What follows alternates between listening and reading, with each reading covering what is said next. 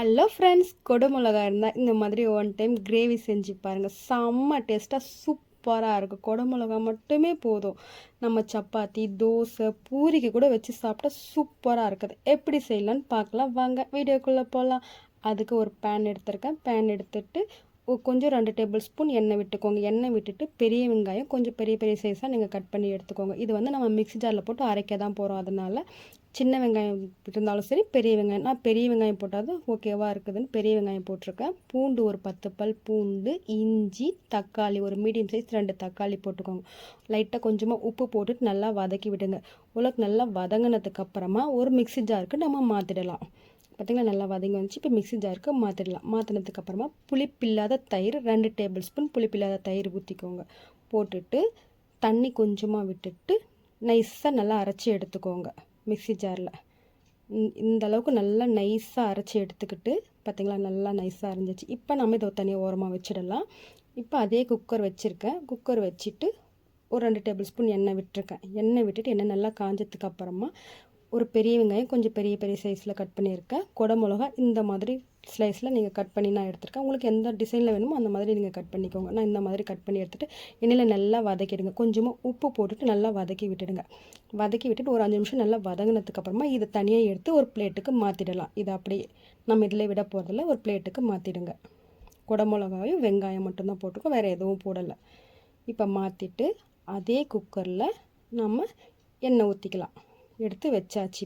இப்போ எண்ணெய் ஊற்றிக்கலாம். ஒரு 3 டேபிள் ஸ்பூன் எண்ணெய் விட்டுக்கோங்க. எண்ணெய் நல்லா காஞ்சதுக்கப்புறமா பட்டை, 2 லவங்கம், கொஞ்சமாக சோம்பு, ஒரு 1/4 டேபிள் ஸ்பூன் சோம்பு, பொடி பொடியாக நறுக்கின பெரிய வெங்காயம், இதை நல்லா வதக்கி விடுங்க.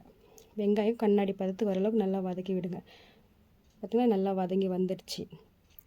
இப்போ தனி மிளகாத்தூள் 1 table spoon, garam masala, தனியாதூள் 1 table spoon, இது 3 மட்டும்தான் போட்டிருக்கோம்.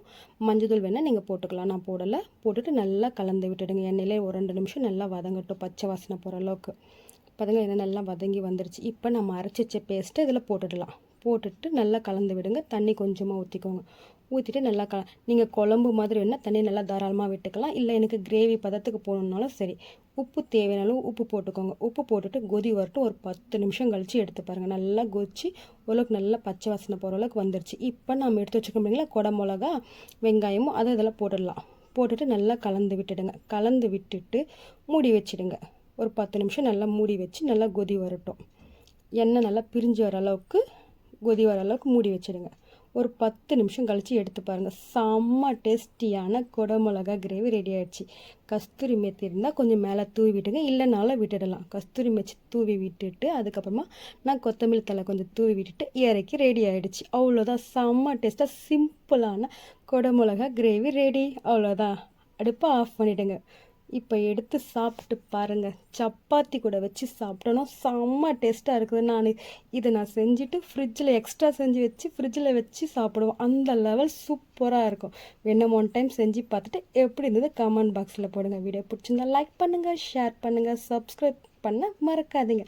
அப்போ தான் நான் போகிற வீடியோஸ் எல்லாம் அடுத்தடுத்து உங்களுக்கு நோட்டிஃபிகேஷனாக வந்துகிட்டே இருக்கும். அடுத்த வீடியோவில் பார்க்கலாம். Bye friends.